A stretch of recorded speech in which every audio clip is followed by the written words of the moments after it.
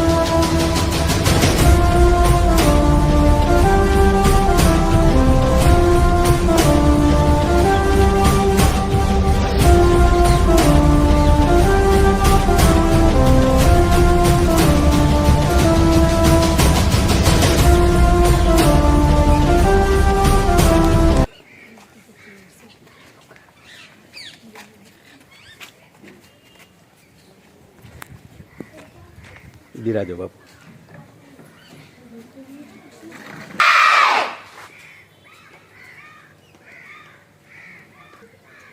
એમને સમાચાર મળ્યા સાહેબે વાત કરી જનકસિંહ સાહેબે બાપુનો પરિચય સમયથી કન્યા શિક્ષણ માટેના પ્રયત્નો કરેલા એવા આ ગામની અંદર ભગવાને અમને આવી સરસ મજાની જવાબદારી આપી છે આ દીકરીઓના શિક્ષણ માટેની.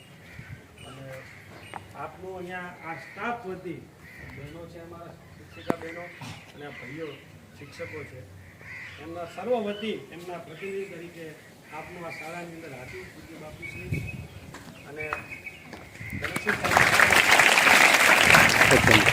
શાળાના ભાઈઓ શિક્ષક છે એમને વિનંતી કરું કે ભાઈઓ આગળ આવી જાય અને બાપુનું આપણા યથાશક્તિ બાપુ સન્માન કરીશું અમે. બધા ભાઈઓ જનકસિંહ સાહેબ આવી જાય, તમે પણ સાહેબ મહેન્દ્રભાઈ આવી જાય.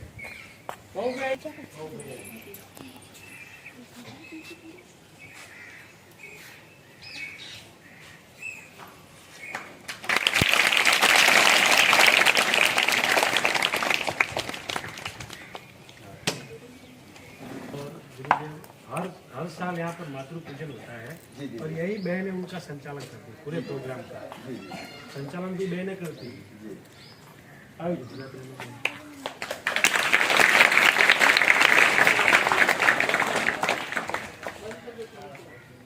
खूब खूब आभार गीता भेंट करने के लिए. इसमें भी नारी है गीता. क्या है इसमें भी? गीता नारी है, लेकिन इसमें ही जीवन का सार है. नर और नारी का दर्शन इसमें ही होता है. मध्य भागवत गीता. खूब सरस नहीं है. जब तक नारी शक्ति ना हो तब तक वहाँ कोई चीज पाना भी असंभव है. जिस जगह नारी शक्ति का वास हो, नारी शक्ति हो, जिस देश में, जिस घर में, जिस कार्य में नारी शक्ति ना हाथ हो, वो कार्य हमेशा सफल हो, वो देश की बात हो. अभी तो साइंस युग है, इसमें कितनी सारी हमारी डिग्रियाँ जो आज एजुकेशन प्राप्त कर रही हैं, आज इसमें से कुछ साइंटिस्ट हैं, कुछ IPS ऑफिसर हैं, कुछ AIS ऑफिसर हैं, कुछ तलाटी का मंत्री हैं और अनेक पदों पर निर्मित है. आओ मारो आशीर्वाद पाना. नारी सबसे पहले चंद्र की यात्रा करी तो कौन थी? वो एक नारी थी जिसका नाम कल्पना चावला. युद्ध के मैदान में लड़ी तो अंतिकाबाई लोधी और महारानी लक्ष्मीबाई लड़ी. ऐसे एक नहीं कई सारे उदाहरण हैं. और माने हर्ष से कि अपनी डिग्रियां आज एजुकेशन को प्राप्त करने के लिए थोड़ी कष्ट भी उठाना पड़े तो उठाना चाहिए। तो रोटी बनाने से जीवन नहीं चलता, एजुकेशन जरूरी है। गृह गृहस्थी चलाना वो हमारा श्रृंगार है, वो हमारी सनातन परंपरा है, लेकिन एजुकेशन प्राप्त करना वो हमारा मूल अधिकार है। जितनी भी आज बालिकाएं हैं, दिकरियां हैं, आज शिक्षा ग्रहण कर रही हैं, अपने भविष्य का, अपने देश का भविष्य उज्ज्वल है। और कहते हैं कि परंपरा का निर्वाह करते हुए अपने सनातन, पहले ऋषि मुनियों द्वारा भणवा जाता, कोई पण हो, पहले भी राजकुमारियां भणवा जाती, राजकुमार भणवा जाते, लेकिन उस समय शालाएं नहीं थी, आश्रम शालाएं थी। अब शालाएं हो गई है, आश्रम निकल गए। पहले आश्रम शालाएं थी जिसमें आश्रम में रहकर विद्यार्थी अध्ययन करते थे, ऋषि मुनि उनको अध्ययन कराते थे। राजनीति शास्त्र हो या इतिहास हो या कोई भी प्रकार से सब्जेक्ट, वेद पुराण, इतिहास, साइंस, सनातन का नाम ही साइंस है। आज आपको जानकारी नहीं होगी, लेकिन मैं आज जानकारी देना चाहता हूँ कि जितने भी भारत के अंदर धर्म है, इस ब्रह्मांड के अंदर, इस पृथ्वी के ऊपर जितने भी आज धर्म है, उस धर्म में केवल सनातन धर्म ही साइंस धर्म है। साइंस अगर उद्भव किया तो वो केवल सनातन से था। दूरबीन का आविष्कार कब हुआ, कौन बताएगा? है किसी बालिकाओं को मालूम? 10 तक के बच्चे हैं, 8वीं तक। दूरबीन का आविष्कार यानी टेलीस्कोप का आविष्कार कब हुआ?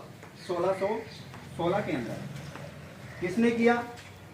गैलीलियो ने।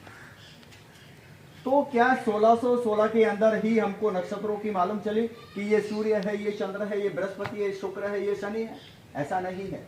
हमारे ऋषि मुनियों को ये हजारों साल पहले से मालूम था कि ये सूर्य है, ये चंद्र है। उनके पास तो कोई दूरबीन नहीं थी, वही हमारी साइंस थी। गिनती तो अभी आई है। आर्यभट्ट ने जीरो का आविष्कार किया तो 5500 साल पहले जब महाभारत का युद्ध हुआ तब कौरवों की गिनती हुई, तो उनको कैसे गिना गया? क्योंकि ये गिनती सनातन की देन है, मैथ सनातन की देन है, साइंस सनातन की देन है। आज जो हम बैटरी यूज करते हैं ना, लिथियम, फलाना ढिकाना, ये सारी चीजें, ये महर्षि अगस्त की देन है। जिससे महर्षि अगस्त की देन है। ब्रह्मांड की गणना, जिसको आज सरकार हिप्नोटिज्म बोलती है, ब्रेन मैपिंग बोलती है, ये हमारी वो समोन शक्तियां हैं जिसको ज्योतिष ज्ञान कहते हैं। और ज्योतिष ज्ञान विज्ञान से भी बड़ा है, जिसमें भूतकाल, वर्तमान काल और भविष्य काल की गणना की जाती है। तो साइंस सनातन ही साइंस है। आयुर्वेद, जिसके लिए बड़ी बड़ी यूनिवर्सिटी बनी हुई है, आयुर्वेद का आविष्कार किसने किया? चरक ऋषि ने। ऋषियों में ऋषि जो आयुर्वेद के ज्ञाता थे, और उन्होंने संशोधन करके आयुर्वेद को आगे बढ़ाया, मानव कल्याण के लिए उपयोग किया। तो सनातन का नाम ही साइंस है। और जिस कुल में तुमने जन्म लिया वो भी एक सनातन ही है। जिंदगी में अपने पूर्वजों का मान रखना, अपनी संस्कृति से जुड़े रहना, ये भी एक एजुकेशन ही है। पढ़ाई में ये मत भूलो कि पिता कौन है, माता कौन है, संस्कार क्या है। माँ बाप से बड़ा कोई संस्कार नहीं है। जिस जनिता ने 9 महीने गर्भ में रखकर आपका भरण पोषण किया हो, उनकी आज्ञा मानना सबसे पहला आपका प्रथम अधिकार है। और साथ में आशा करता हूँ सभी बालिकाओं से अपने माँ बाप से झूठ नहीं बोलती होंगी। बोलते हो? हैं? बोलते हो, झूठ तो बोलते हो, ये पक्की बात है। हाँ, माँ बाप से कभी झूठ नहीं बोलना। अगर माँ बाप से झूठ बोलोगे तो जीवन में विद्या आपके कभी भी आप ग्रहण नहीं कर सकते। जीवन में कितने गुरु होते हैं? माँ, पिता, शिक्षक, अब शिक्षक से भी झूठ नहीं बोलना। जब शिक्षक पूछता है होमवर्क दिया है, हाँ, अब नहीं कर पाते तो बहाना बनाते हैं कि वैसे काम आ गया था, वैसे काम आ गया था। झूठ नहीं बोलना कि सर मैं होमवर्क नहीं करके लाई, ये मेरा कारण था। लेकिन उसमें भी हम लोग झूठ बोलते हैं, मैं बीमार हो गई थी, मैं ऐसे हो गया था, मुझे पेन नहीं मिला, लाइट नहीं मिली। ऐसे बहाने और झूठ बोलना नहीं। जो टीचर से झूठ बोलेगा वो भी शिक्षक का अधिकारी नहीं है। इसलिए अपने टीचर से भी कभी झूठ बोलना नहीं है, क्योंकि टीचर भी गुरु है और गुरु से झूठ बोलना विद्या का अपमान करना है। आप कभी कामयाब नहीं होगे। गुरु से झूठ बोलना विद्या का अपमान करना, और फिर आप चाहो कि मैं कामयाब हो जाऊं, तो वो संभव नहीं है। तन मन से गुरु ने अपने आप को समर्पित करो और उनसे ज्ञान अर्जित करो, उनसे विद्या ग्रहण करो। और जो विद्यार्थी इस तरीके से गुरु की शरण में रहता है, मैं लिख के दे सकता हूँ वो जिंदगी में कामयाब होगा। क्या साधु संत पढ़े हुए होते हैं कि नहीं होते हैं? क्या लगता है? दुनिया भर के साधु संत हैं, क्या वो पढ़े लिखे हैं? ऐसा नहीं है, वो पढ़े लिखे भी हैं। मेरी एजुकेशन कितनी है मालूम है आप लोगों को? I am the higher education for master of science. Low करी हुई है मैंने। 3 साल मैं वकील रहा हूँ, 2 महीने में मजिस्ट्रेट रहा हूँ। फिर भी मैंने संन्यास लिया है अपनी धरोहर, अपनी संस्कृति को साधने के लिए, अपने देश के भविष्य के लिए अपना बलिदान, अपना जीवन न्यौछावर किया। और आज मुझे हर्ष है, जितनी डिग्रियां हैं देश का भविष्य हैं, और इन देश की नारी को अपने आप में पहचानो, नारी शक्ति हो और तुमसे बलवान कोई नहीं है। जो नारी चाहे वो कर सकती है। दुर्गा बनो, लक्ष्मी बनो, कल्पना चावला बनो, ऐसे एक नहीं कई सारी नारियां हैं। राजनीति कोई खराब वस्तु नहीं है, लेकिन उसको खराब बनाया गया है। कुछ राजनीतिक बनो, कुछ कलेक्टर बनो, और आज बनोगे, क्योंकि रजवाड़े के टाइम में राजकुमारियों को भी राज तिलक दिया जाता था। हमेशा नारी शक्ति ना मान मिला है। राजमाता जो पूरे राज्य की माता थी, उसको राजमाता कहा गया। पूरा राज माता के चरणों में नतमस्तक, वो भी एक नारी ही थी। नारी दुर्गा है, नारी कल्पना चावला है। नारी का कभी अपमान हुआ नहीं है सनातन में, और ना कभी होगा। नारी का मान जितना सनातन में है वो किसी भी धर्म में नहीं है। इसलिए अपने आप में पहचानो। आप देश का गौरव हो, देश का कुल हो, और एक कुल से दूसरे कुल में जाने का जरिया हो, और देश के भविष्य में, देश के आगे ले जाने में नारी का जो योगदान है वो कभी भुलाया नहीं जा सकता। ना अवंतिका बाई लोधी को रानी लक्ष्मीबाई झांसी, ना अपने कल्पना चावला जैसी, अभी अनेकों पीटी उषा कभी नहीं भुला सकते। काफी सारी ऐसी नारियां हैं जिन्होंने देश का नाम रोशनपण किया है, जिन्होंने देश का भविष्यपण सुधारा है। नारी ने ही वो ऐसी संतानें पैदा करी हैं जिसके लिए आज हमें गौरव है। जैसे महाराणा प्रताप, वीर शिवाजी जी राव, पृथ्वीराज चौहान, इनको पैदा करना रही एक नारी ही है। धन्य है इन नारियों ने, नमन करता हूं इन नारियों ने, क्योंकि हम तो केवल एक इन्हें पुत्र समान है। मुझे भी किसी नारी ने ही जन्म दिया है। अगर नारी ना हो तो जन्म संभव नहीं है, और जो नारी का अपमान करता है वो जीवन में कभी सफल नहीं होता। इसलिए धन्य से है शिक्षकों ने कि इस नारी को भविष्य की ओर अग्रसर कर रहा है। धन्य है इन शिक्षिकाओं ने कि आपको देश के भविष्य के लिए तैयार कर रही हैं। अपना समय देकर अपना सारा ज्ञान आपके समस्त आपके ऊपर न्यौछावर कर दिया।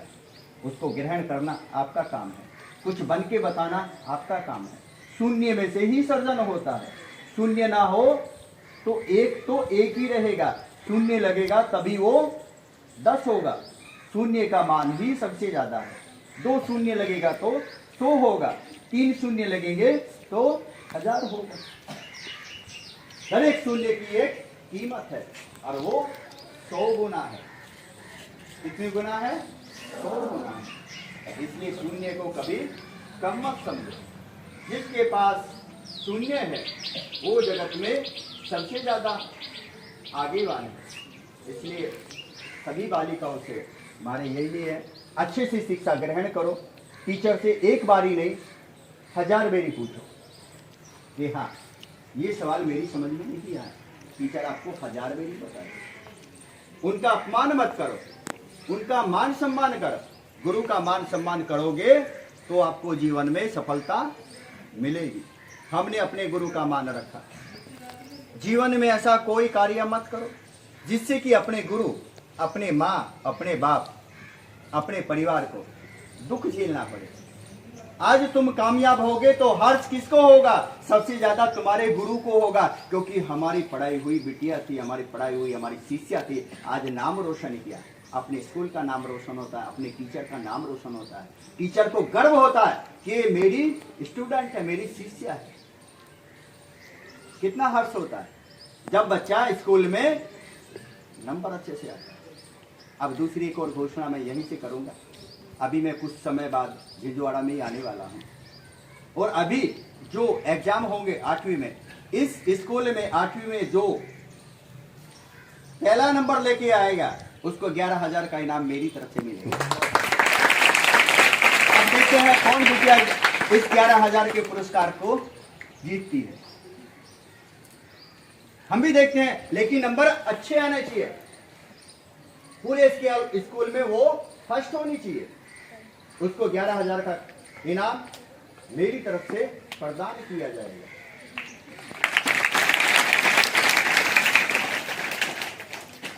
अभी कुछ क्वेश्चन है वो आपसे किए जाएंगे, आपको इको लेवल टेस्ट करने के लिए।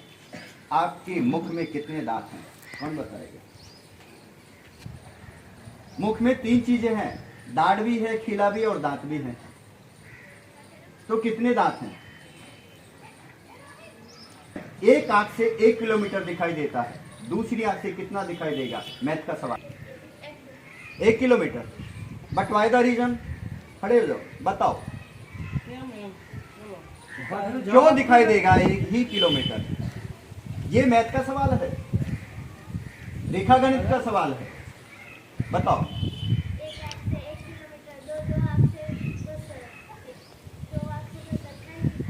क्यों ગુજરાતી ભાવે છે? અરે વાહ, શું કામે દેખાય છે? મારો यही क्वेश्चन है, मारू यही क्वेश्चन है। But why the reason? क्यों? दर्शाए गए बे बिंदुओं की दूरी समानांतर दूरी है, इसलिए जो सामने दिखाई देगा वो दोनों बराबर ही दिखाई देगा। ये एक ही रेखा है, इस पे ये 2 बिंदु हैं और इनसे जो चीज चित्रित की जाती है, जो एक आंख से चित्रित की गई वो दूसरी आंख से भी उतनी ही दिखाई देगी। ये रेखा गणित का सवाल है, हमारे पढ़ाने का तरीका है। अभी मुख में कितने दांत हैं? ये भी मैंने पूछा था। कितने दांत हैं? 8 दांत हैं। कितने दांत हैं? जो सामने और ऊपर और नीचे हैं, बाकी खील है और दाढ़ है। समझ में आया? 32 दांत नहीं होते, उसमें दाढ़, खीले और दांत मिलाकर होते हैं। दुनिया में ऐसी कौन सी चीज है जो करंट पैदा करती है और नहीं भी करती है? क्या नाम है उस चीज का? 1000 वोल्ट का करंट वो पैदा करती है। कब पैदा करती है? जब वो मुसीबत में होती है। बताओ ऐसी कौन सी चीज है? मालूम है? सबसे ज्यादा किस प्राणी की आयु है? ऐसा कौन सा प्राणी है जिसकी आयु सबसे ज्यादा है? है किसी को मालूम? नहीं? हाँ राइट, खड़े हो जाओ बेटा। आवड़े इसके लिए ताली बजाओ। सबसे ज्यादा उम्र कर्जल की होती, काचबे की होती है। कितना? अब एक सवाल तो बाकी है। वो कौन सी चीज है जिसके अंदर 1000 वोल्ट का करंट पैदा होता है, लेकिन वो उसको अपनी रक्षा के लिए यूज करती है? हाँ? मछली है, लेकिन उसका क्या नाम है? चलो इतना तो बताया, वो एक मछली है, उसके लिए तालियां बजाओ। उस मछली का नाम है ईल फिश। क्या नाम है? ईल फिश, जो 1000 वोल्ट का करंट पैदा करती है। कब? जब वो मुसीबत में है, तभी वो पैदा करती है। ये हमारे अब तैयारी कर लो। जिसको अच्छे नंबर लाने हैं, जिसको 11,000 जीतना है, वो तैयारी करें। देखते हैं कौन 11,000 जीतेगा।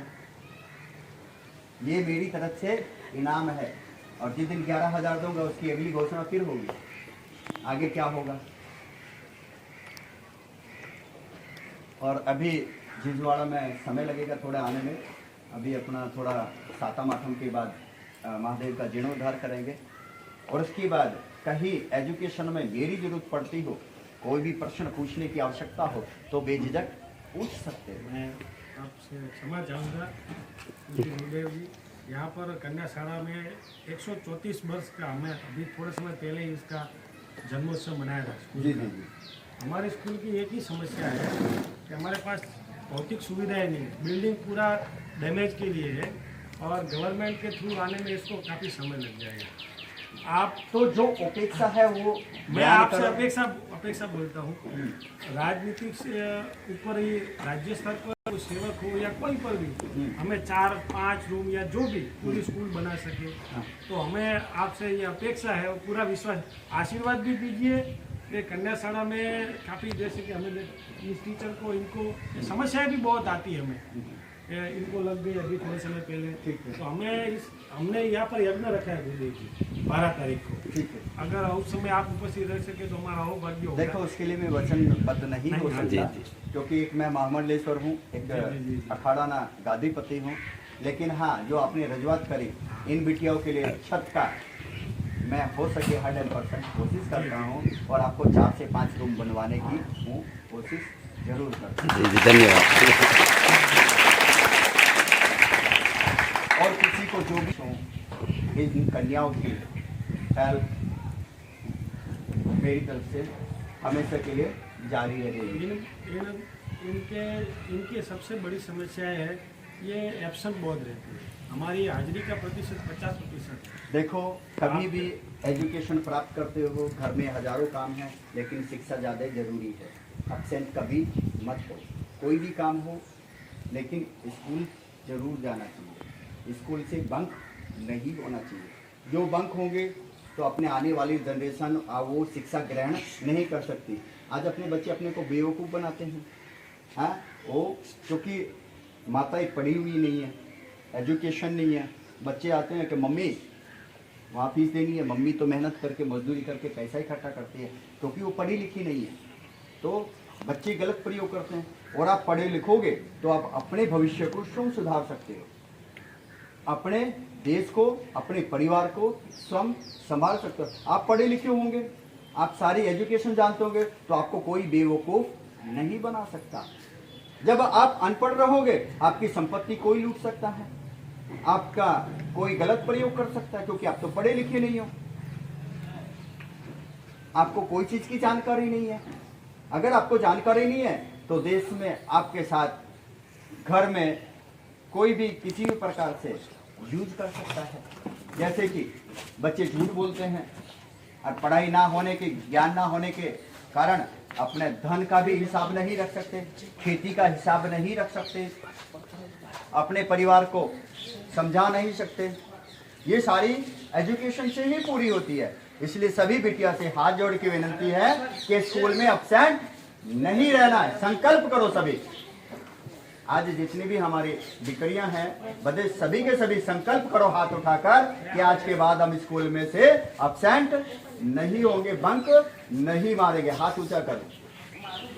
ये संकल्प है कि हम कभी भी स्कूल से अब्सेंट नहीं होंगे। ठीक है? ગુરુજીને વચન આપો છો ને કે રોજ નિશાળે આવીશું? રોજ નિશાળે આવવાનું છે। આવશો ને બધા રોજ? देखो गुरु ने दिया वचन, ध्यान से।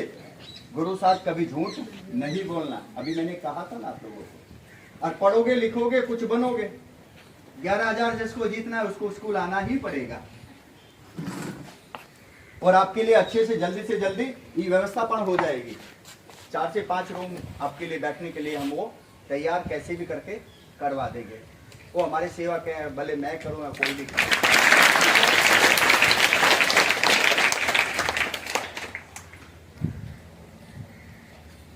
अब मजिस्ट्रेट बनो पर कुछ ना कुछ बनो, वकील बनो, कुछ ना कुछ तो बनो।